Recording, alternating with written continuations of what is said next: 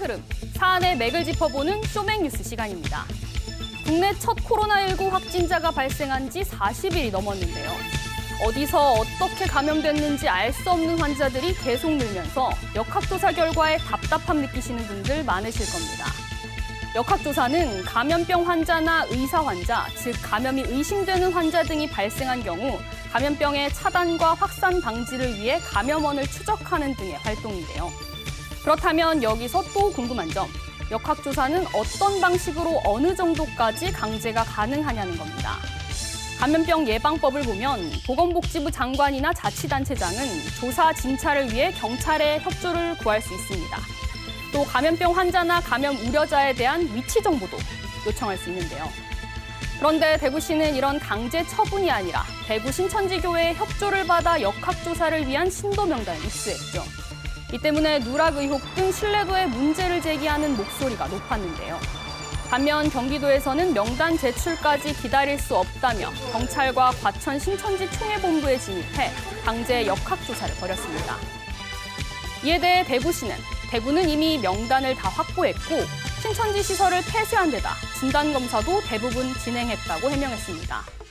뒤늦게 지난달 26일부터 경찰력을 투입해 자가격리자를 관리하고 있지만 우려는 현실이 됐습니다.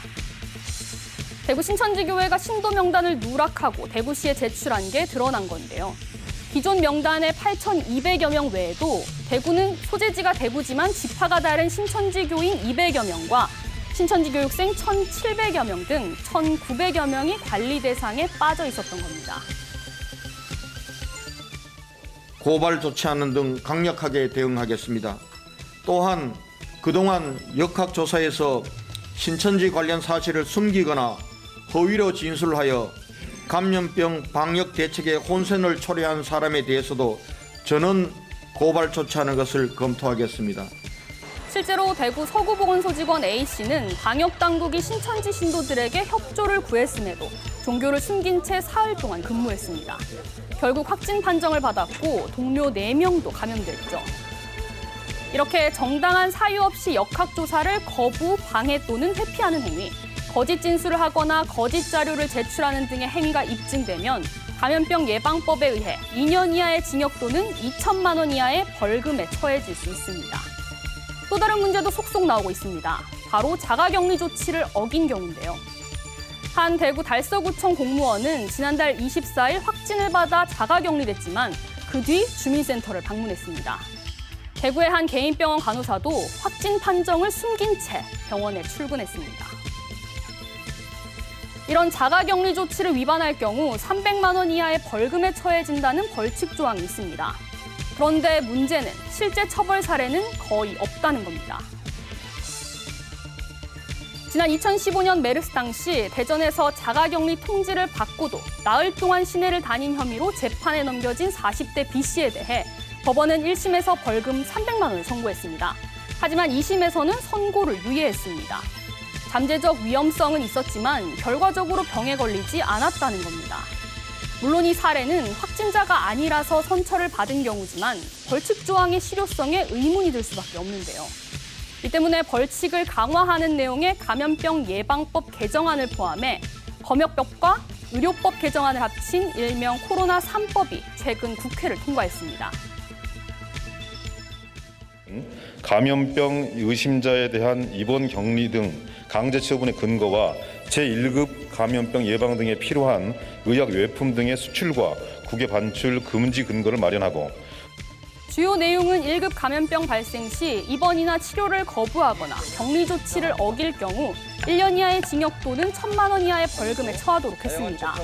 기존 조항인 벌금 300만 원 이하에서 벌칙이 대폭 강화된 겁니다. 추가로 보면 이번 마스크 대란을 의식하듯 마스크 관련 법조항도 눈에 띕니다. 1급 감염병 유행으로 의약품의 물가 상승이나 공급이 부족할 경우 수출을 금지합니다. 또 위기경보 주의 이상 발령 시 감염 취약계층의 마스크를 우선 지급한다는 내용도 담겼습니다. 이 다음으로 코로나 3법 중 두 번째 검역법 개정안에는 감염병이 유행하거나 유행 우려 지역에서 온 외국인 등에 대해 복지부 장관이 입국 금지를 요청할 수 있게 했습니다. 마지막으로 의료법 개정안에는 감염병 발생 시 의료인이나 환자 등이 복지부 장관에게 상황을 자율 보고할 수 있게 하고 의료기관의 운영 기준을 담은 점에서 의미가 있습니다. 이제 개정해서 언제 반영하냐 생각하시는 분들 많으실 텐데요.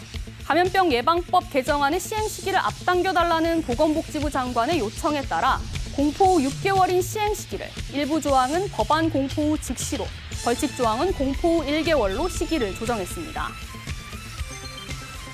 소 잃고 외양간 고치는 격이 되지 않도록 새로 만든 법은 얼른 시행하고 있는 법도 철저히 적용해야겠죠. 다만 역학조사에 적극 협조하고 자가격리 수칙을 철저히 지키는 시민의식이 무엇보다 절실한 상황입니다. 지금까지 쇼맥뉴스 오하영입니다.